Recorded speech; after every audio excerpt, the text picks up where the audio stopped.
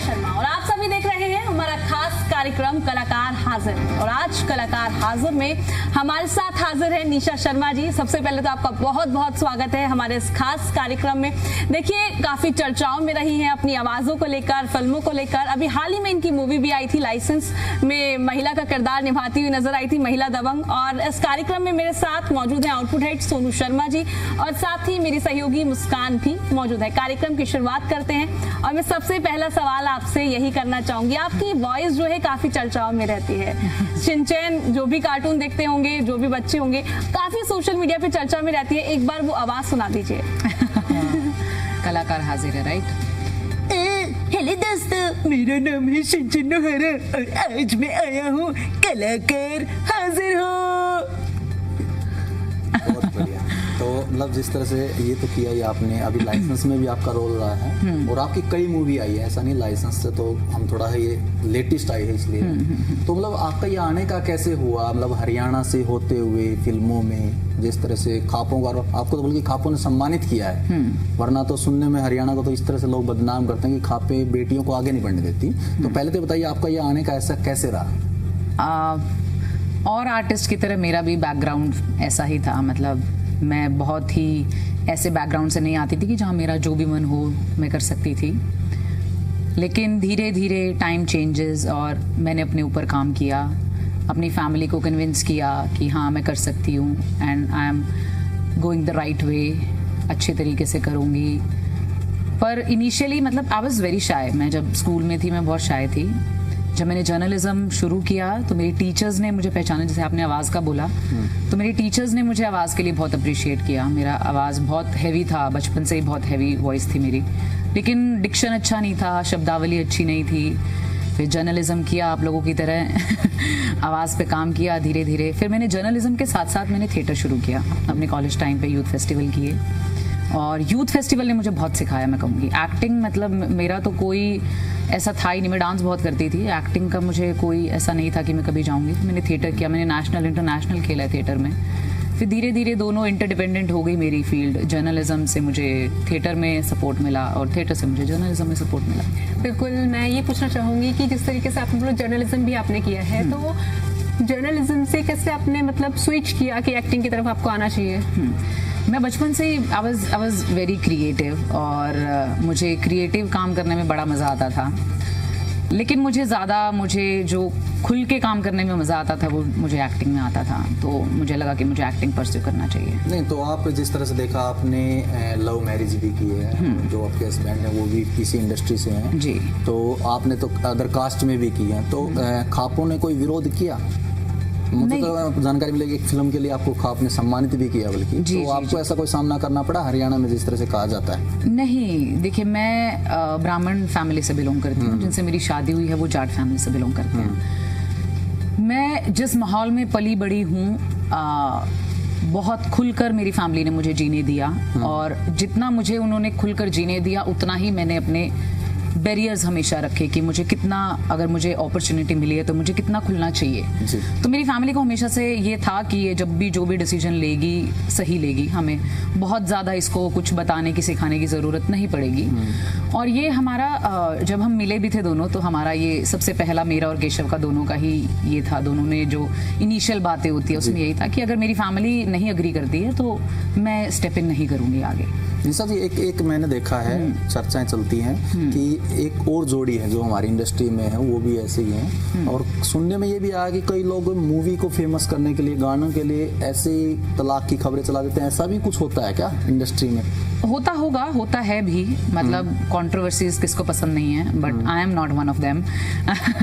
क्योंकि अगर कंट्रोवर्सीज से मुझे कहीं भी पहुंचना होता तो मैं बहुत सालों से काम कर रही हूँ इस फील्ड में और बहुत controversies I can create, but I always denied. मुझे लगता है कि if I have skills, I have potential to do something good, तो मैं अच्छे वे से ही जाना ज़्यादा पसंद करूँगी। निशा शर्मा को कब फील हुआ कि अब उसको मूवीज में आगे बढ़ना चाहिए, एक्टिंग करनी चाहिए? नहीं, ये तो कभी फील ही नहीं हुआ। तो फिर कैसे मूवीज के ट्रैक पे आप? व्हेन आई वाज 17 और 18, जिमी शेरगिल की एक फिल्म थी एसपी चौहान, जो हमारे हरियाणा में ही शूट हुई थी, और यशपाल सर उसकी कास्टिंग कर रहे थे उस टाइम, मतलब he was just helping out, और उन्होंने मुझे एक कैरेक्टर के लिए कास्ट किया। और मैं जब तक थिएटर ही करती थी, मुझे कभी नहीं लगता था कि मैं स्क्रीन पे भी आऊँगी।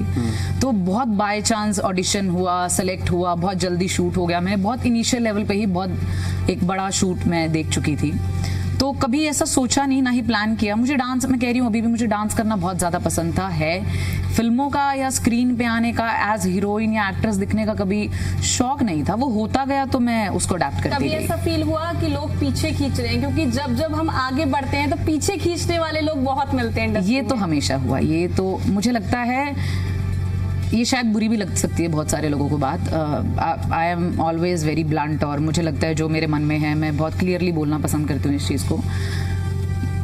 अगर आप में स्किल्स हैं और लोगों को पता चल जाता आप में स्किल्स हैं, और उनमें उतनी स्किल्स नहीं हैं, तो लोग पक्का आपको खींचेंगे ही खींचेंगे। क्योंकि जैसे मैं एक एग्जांपल देती हूँ, मैंने इंस्टाग्राम बहुत ज़्यादा कभी यूज़ नहीं किया। मतलब I don't want to social that much कि मैं अपनी हर एक मोमेंट सोशल मीडिया पे शेयर करूं। और लाइसेंस से पहले भी मेरे शायद 20-25 हज़ार फॉलोअर्स थे। I am okay with it. मुझे वैसे भी काम मिल रहा था बिकॉज ऑफ माई स्किल्स। तो ऐसा था कि लोगों को ये होता था कि जिस दिन इसने अपनी स्किल्स को यूज करके सोशल होना शुरू कर दिया, तो ये शायद हमारे लिए एक बैरियर बन सकती है। तो बहुत सारे अच्छा काम करने पे भी बहुत सारे लोगों ने ऐसे डिग्रेड किया है कि क्या कर रहे हो तुम, बॉम्बे जाओ, यहाँ क्या है, क्यों इधर कर रहे हो। तो वो तो हर आपकी फील्ड में भी होता होगा, आई एम श्योर। तो जो अच्छा कर रहे होगे तो पीछे लोग बैठे रहते हैं। आप देख रहे हैं हरियाणा में भी फिल्में आ रही हैं अब। जी जी। और पंजाब और हरियाणा में अब कितना देख रहे हैं आपको लग रहा है कि हरियाणवी इंडस्ट्री है वो पंजाब के कहीं बराबर खड़ी है? मतलब आपको लग रहा है जिस तरह से मूवी लगातार आ रही है हरियाणा की भी, और गाने तो हरियाणा के जगह जगह सुने जाते हैं, तो लग रहा है कि हम थोड़ा पंजाब को कहीं नहीं, गानों में तो है, भगवान की दया से मुझे लगता है कि गाने तो अपने अभी इतने हिट हो गए हैं कि विदेशों में भी सुने जाते हैं। फिल्मों में मैं अभी नहीं उतना कॉन्फिडेंटली बोल पाऊंगी कि फिल्में हमारी अभी इतना अच्छा कर रही हैं। पंजाब ने एक सिनेमा अपना सेट कर चुके हैं, साउथ अपना एक सिनेमा सेट कर चुका है, बॉलीवुड में बढ़िया काम हो रहा है। हरियाणा अभी सिनेमा में बहुत पीछे है, लेकिन आई एम श्योर लाइसेंस के बाद मुझे लग रहा है कि जितने भी और आर्टिस्ट हैं जो फिल्में बना रहे हैं अपने लेवल पे, वो भी इतना बूम करे। और हरियाणवी सिनेमा, हमें क्यों बाहर जाके काम करने की जरूरत है? बिल्कुल ऋषा जी, मैं ये पूछना चाहूंगी कि हरियाणा से आप हैं, और हरियाणा, अगर हरियाणवी इंडस्ट्री की हम बात करें तो वहाँ पे गन कल्चर हो गया, मतलब कंट्रोवर्सी सिंगर्स में होती रहती है। आप भी एक्टर हैं और मैं मासूम शर्मा साहब की फिल्म भी है, तो उनकी भी कंट्रोवर्सी, एक नहीं 2-3 कंट्रोवर्सी शायद हुई थी। एक सरपंच को लेकर हो गया, एक गाने को लेकर हो गया, तो उस पर क्या कहना चाहेंगे? कंट्रोवर्सी से उन्हें फेम मिला है या थोड़ा वो पीछे हुए? नहीं, देखो ये तो खुद भी बोलते हैं, वो कंट्रोवर्सीज से उनको तो फेम मिला ही है, ऐसा नहीं है। काम भी वो अच्छा कर रहे थे, ऐसी बात नहीं है, लेकिन कंट्रोवर्सीज ने बूम किया। ये थोड़ा अभी कल्चर भी हो गया है, लोग उनके बाद तो लोग झूठी भी क्रिएट कर ही रहे हैं कहीं ना कहीं। लेकिन मुझे लगता है कि वो सबका अपना अपना थॉट है, कौन किस तरीके से चल रहा है, किस तरीके का किसका बैकग्राउंड है, कौन कहाँ से कैसे सीख के आया, वो चीज़ें ज़्यादा मैटर करती है मेरे ख्याल से। हरियाणवी इंडस्ट्री में कास्टिज्म चलता है? आपको लगता है कास्टिज्म के हिसाब से, जिस तरह से मासूम शर्मा पे तो खासकर ये आरोप लगते हैं हाँ कि हरियाणवी इंडस्ट्री में कास्टिज्म होता है, तो आपको कहीं ऐसा लगा? मतलब नहीं, आप अगर उनकी लाइसेंस की जितनी भी टीम है, आप एक बार वो टीम के नाम उठा के देखना, आपको हर कास्ट के लोग मिलेंगे उसमें, हर कास्ट के लोग मिलेंगे। सुप्पा से मैक्सिमम टीम है, और शायद ही मुझे कोई शर्मा, मेरे ख्याल से यशपाल सर, मैं और उनके अलावा कोई शर्मा और मिलेगा भी नहीं आपको। पूरी टीम में से अगर आप नाम, मैं सबके नाम नहीं लेना चाहूँगी, लेकिन आपको ऐसा लगेगा ही नहीं कहीं भी कि मतलब देयर आर सम पार्शियलिटी, कुछ कास्टिज्म इधर हो रहा है। तो मुझे नहीं, अभी नहीं है इतना इधर मेरे ख्याल से। लाइसेंस मूवी में आपका जो रोल दिखाया है, बिल्कुल हरियाणवी दबंग के रोल में आप नजर आई हैं, तो कैसा कुछ एक्सपीरियंस रहा? और साथ ही ये भी बताइए आपके अपकमिंग प्रोजेक्ट्स कौन से रहने वाले हैं? लाइसेंस का एक्सपीरियंस बहुत स्पॉन्टेनियस था मेरे लिए। मतलब ऐसा कुछ नहीं था कि मैं बहुत टाइम से उसके लिए प्लान कर रही हूँ। मेरे पास बहुत ऑन स्पॉट कॉल आया था, और अभिमन्यु जी जो इसमें एक पुलिस इंस्पेक्टर का भी कैरेक्टर कर रहे हैं, उनका कॉल आया था मुझे, और हम दोनों बहुत पहले से एक दूसरे को जानते हैं, हमने काम किया है साथ में। तो जैसे ही उन्होंने बोला, मुझे लगा कि अच्छी अपॉर्चुनिटी है, मुझे करना चाहिए। एक्सपीरियंस मेरा बहुत अच्छा रहा, हर शूट का जैसा रहता है, बहुत हसल वाला, गर्मी है, कपड़े भीग रहे हैं, मेकअप लग रहा है, स्किन जल रही है लाइटिंग से, पर उसमें भी आपको इमोशंस देने हैं। वो जो हर एक्टर, हर प्रोडक्शन टीम, हर मतलब जो भी फिल्म में लोग इन्वॉल्व होते हैं वो सब जो झेलते हैं वो तो किसी जरूर। रोल का पछतावा आपको, मतलब उसमें लाइसेंस में ये रोल मिल जाता तो और अच्छा रहता? नहीं, रोल तो मैं हमेशा अपने काम से बहुत सेटिस्फाई रहती हूँ। मुझे लगता है कि जो कोई और कैरेक्टर कोई और कर रहा होता वो अपनी जगह अच्छा कर रहा होता, तो मैं बहुत सेटिस्फाइड थी इस कैरेक्टर से, ऐसी बात नहीं है। जैसे कि मैं जब कोई अपना काम स्टार्ट करता है तो जब वो किसी इंडस्ट्री में कदम रखता है अपना पहला, तो उसका कोई ना कोई इंस्पिरेशन होती है उसके पीछे कि मुझे इसके जैसा बनना है, मुझे इसके जैसा करना है। तो ऐसी आपकी कोई इंस्पिरेशन रही है कि जर्नलिज्म भी आपने किया है कि उसमें मुझे ऐसा बनना है, अब मुझे एक्टिंग में आ गई तो मुझे ऐसा बनना है, समथिंग? नहीं, पता नहीं क्यों लोगों का होता होगा, मुझे भी कई बार लगता है कि मुझे ऐसा कुछ कोई रोल मॉडल मुझे अपना बनाना चाहिए, करना चाहिए। मुझे अच्छे बहुत लगते हैं आर्टिस्ट, बहुत सारे जिनको मैं पसंद करती हूँ, लेकिन इंस्पायर मैं नहीं बोलूँगी। मुझे लगता है कि सबकी जर्नी इंस्पायरिंग होती है। आप इधर बैठे हो आज, पता नहीं किस किस स्ट्रगल से आप निकल के आए हो, तो मुझे लगता है हर किसी को अपनी जर्नी ध्यान में रख के ही इंस्पिरेशन कहीं से भी लेना चाहिए। मुझे मेरी फैमिली से ही ज़्यादा इंस्पिरेशन मिली है। आपको क्या लगता है, आपको कितने लोग आपसे इंस्पायर होंगे? मुझे नहीं लगता कि लोगों को किसी और से इंस्पायर होना चाहिए। जैसे मैंने अपनी लाइफ के स्ट्रगल्स देखे, अपनी फैमिली के स्ट्रगल्स देखे, मैं उनसे ज़्यादा इंस्पायर होकर हमेशा आगे बढ़ती गई। ना कि मैंने कभी किसी इंडिविजुअल को देखा कि हाँ मैं ऐसा बनना चाहती हूँ। मैं निशा शर्मा ही बनना चाहती हूँ और मैंने अपने इर्द गिर्द चीज़ों को देख के ही इंस्पायर हमेशा मैं होती रही हूँ। बिल्कुल, आपने काफी फिल्में की, जैसे मेरी आपसे बात भी हुई, 11-13 आपकी फिल्में हैं जो अपकमिंग आने वाली है, और आपकी आवाज़ों को लेकर भी आप काफी चर्चाओं में रहती हैं। और साथ ही मैं आपसे ये जानना चाहूंगी कि आप इंडस्ट्री में अभी आगे बढ़ रही है, अभी हरियाणवी इंडस्ट्री में, कभी सोचा कि बॉलीवुड की ओर जाना, अगर आपको काम मिलता है तो आप स्विच करेंगी? और साथ ही एक और सवाल मैं इसमें ऐड करना चाहूंगी, हरियाणा के लोगों में कुछ शब्दों को लेकर झोल होता है, ओ आ, तो उसको लेकर भी आपको कभी परेशानी का सामना करना पड़ा? नहीं, हम प्योर हरियाणवी, मैं जीनता हूँ, मैं कति गच्च हरियाणवी बोल सकूँ। तो हरियाणवी को लेके मैंने नहीं लगता, हरियाणवी मैंने कभी दिक्कत नहीं दी। हालांकि जब भी मैंने स्क्रीन पर हरियाणवी बोली है तो लोगों ने पसंद करी है। नहीं, हरियाणवी में तो 100। अच्छा, हिंदी में? ओह गॉट इट। हिंदी में मुझे बहुत इनिशियली थी जब मैं जर्नलिज्म कर रही थी। मेरा 100 का कभी प्रॉब्लम नहीं था, लेकिन मुझे टोन भी नहीं आ रही, हमारे टोन भी आते हैं। हाँ, मुझे नुक्ता का इशू कभी नहीं हुआ। नुक्ता का इशू हुआ मुझे हमेशा। डिक्शन का प्रॉब्लम नहीं होता था, टच नहीं आता था, लेकिन ज, ज, प, फ ये नहीं पता था। तो धीरे धीरे काम कर, मेरे टीचर्स ने मुझ पर बहुत काम किया। आर्या पीजी कॉलेज से मेरी ग्रेजुएशन हुई है, वहाँ एक दिनेश सर होते थे, अभी HOD हैं उधर की। जगदीश गुप्ता सर प्रिंसिपल है। मतलब मुझे नहीं लगता अगर एज स्टूडेंट मेरी लाइफ में वो ना होते तो आज मैं कुछ भी थोड़ा बहुत जो कर रही वो कर रही होती। इट्स ऑल हमारी जिंदगी में ना ऐसा होता है कि कोई बूम करने वाला होता है कि हम आगे बढ़ रहे हैं, और हम जब आगे बढ़ते हैं तो वो नाम हमारे जुबान पर हमेशा होता है कि भाई इसने मेरे स्ट्रगल में मेरा बहुत साथ दिया। क्या आपके स्ट्रगल में ऐसा कोई व्यक्ति रहा हो? बहुत सारे लोग रहे हैं मेरे स्ट्रगल में, तो सबसे बड़ी तो मैं हूँ। नहीं, मेरी माँ है, मेरा भाई, मेरी बहन, मेरी भाभी, मेरा पति। मुझे लगता है कि अकेला आदमी कुछ नहीं कर सकता कभी भी। मैं जहाँ जिस बैकग्राउंड से हूँ, मैं अगर वहीं रहती, सबका सपोर्ट मुझे नहीं मिलता, तो मैं कहीं भी नहीं पहुँच पाती। केशव से आपकी मुलाकात सेट पे हुई थी या मतलब पहले से ही जानते थे? नहीं जानते थे। मैं केशव के दोस्तों को जानती थी। They were very good friend of mine, और उनके साथ मैं काम भी कर रही थी उस टाइम पे। लेकिन केशव का मैंने नाम बहुत सुना था कि कोई केशव करके, ये पंगों में बहुत नाम सुनती थी मैं केशव का। मिले हम सेट पे ही थे। एक सेट पे हम हस्बैंड वाइफ का कैरेक्टर कर रहे थे, दहलीज फिल्म जो स्टेज ऐप पे है, वहाँ हम लोग मिले थे। On 10th day he propose me कि तुम मुझसे शादी करोगी। आपकी एक आवाज़ और हम बहुत सुनते हैं, रेलवे में कहीं भी जाते हैं तो वो आवाज़ भी बड़ी सुनने को मिलती है। तो वो आवाज़ आपके दिमाग में कैसे आया कि आप ऐसे कर सकते, सेम आवाज़ निकाल सकते? जैसे मैं कमर्शियली तो करती थी, मैं एड्स करती थी, जैसे PVR में जो एड्स चलती हैं, टीवी पे जो एड्स चलती हैं, मैं उन एड्स में अपनी वॉइस देती थी। तो लॉकडाउन में मेरे ब्रदर ने मुझे बोला कि तुम अपनी आवाज़ के साथ थोड़ा एक्सपेरिमेंट करो और ये शिनचैन, नोबिता ये सब ट्राई करो। तो बहुत इजीली, मतलब क्योंकि मैं आवाज़ पे काम करती रहती थी, मुझे बहुत ज़्यादा टाइम नहीं लगा किसी भी आवाज़ को क्रिएट करने के लिए। तो आवाज़ हैवी थी, थोड़ा थोड़ा काम करती रहती थी, तो ऐसे ही ट्राई किया, बोल दिया, किसी ने रिकॉर्ड कर लिया, किसी इंटरव्यू में कोई आया हुआ था, फिर वो लोगों तक पहुंच गई, फिर बहुत सारे इंटरव्यूज में मुझसे वो बुलवाया गया। तो अब वो जीन से ट्रेन आना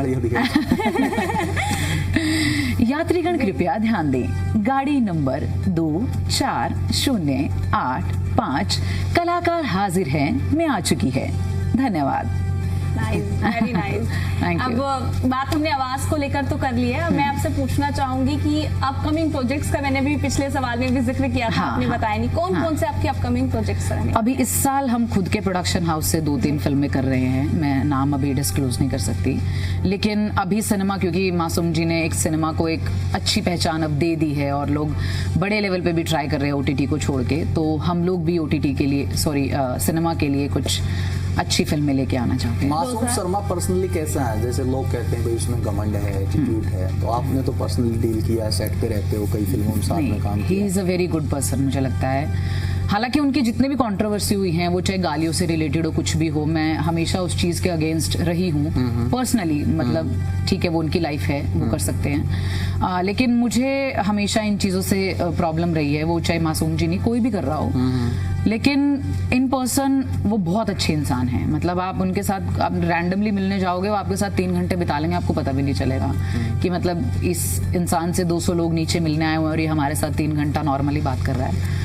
तो मैं तो जितनी बार भी मिली, उनके घर गई हूँ, शूट पे मिली हूँ, वो बहुत ही प्यारे इंसान हैं। मतलब बहुत सारे लोगों को फैन होंगे। अगर मैं आपका ओपिनियन जानना चाहूँ हरियाणवी कलाकारों के बारे में, अगर सपना चौधरी के बारे में जानना चाहूँ, क्या कहना चाहेंगे आप उनके बारे में? देखो उनका स्ट्रगल, मुझे लगता है कि हरियाणा में जितनी भी फीमेल्स अभी काम कर रही हैं, उनके पीछे कहीं ना कहीं बैक हैंड पे वो रही हैं। मतलब ठीक है उनके डांस को लोगों ने बहुत नाराजगी जताई उस टाइम पे, सब चीजें हुई, लेकिन धीरे धीरे जो लड़कियों ने बाहर निकलना शुरू किया इस फील्ड में, it is all because of her, I think. क्या हरियाणवी इंडस्ट्री में भी ऐसा होता है कि लड़कियों को परेशान किया जाता है? बॉलीवुड की काफी देखने को मिलते हैं, काफी कलाकारों की तरफ से बोला जाता है कि लड़कियों को पीछे खींचा जाता है और काफी चीजें सेट पर लड़कियों के साथ देखने को मिलती है। क्या हरियाणवी इंडस्ट्री में भी ये चीजें देखने को मिलती हैं? नहीं, ये चाहे हम कहीं भी हो, कॉर्पोरेट में हो, बॉलीवुड में हो, कहीं, it is all up to us. आप जिस तरीके से बिहेव करोगे आपको रिटेलिएशन भी वैसा मिलेगा। मुझे लगता है मैं आपसे बहुत फ्रीली बात करूंगी, आप मुझसे बहुत फ्रीली बात करोगे, और मैं अपनी बाउंड्रीज अगर सेट कर लूंगी कि मुझे इस तरीके से इतनी ही बात करनी है, तो कोई भी मुझे नहीं लगता कि इस तरीके से आपको छेड़ पाएगा। मुझे नहीं छेड़ा कभी किसी ने। हरियाणा पुलिस है, सरकार है, गाने बड़े डिलीट कर रही है, गन कल्चर को लेकर गाने डिलीट किए जाते हैं, तो इसमें आपको क्या लग रहा है? मतलब ये सही किया जा रहा है या आपका भी वही तर्क है जो कलाकार जिनके गाने डिलीट तो वो देते हैं भाई सबके? नहीं, देखो सरकार अगर कुछ सोच समझ के कुछ कर रही है तो मुझे लगता है सबके करें। वो फिर बॉलीवुड से भी शुरुआत हो। बॉलीवुड हमसे बहुत ज्यादा दूर थोड़ी है जी। हम सभी, मुझे लगता है हिंदी फिल्में हम सभी देखते हैं, हिंदी गाने हम बचपन से सुनते आए हैं, तो वहां से भी कैची लगनी चाहिए। अगर हम सुधार कर ही रहे हैं तो हम पर्टिकुलर इंडस्ट्री, पर्टिकुलर आर्टिस्ट को पकड़ के ये चीज नहीं करनी चाहिए। करे, मैं चाहती हूँ कि अगर इससे हमारी जो यंग जनरेशन है आने वाली, उन पे इफेक्ट हो रहा है तो बदलनी चाहिए चीजें, नो डाउट, लेकिन फिर वो ओवरऑल बदलनी चाहिए।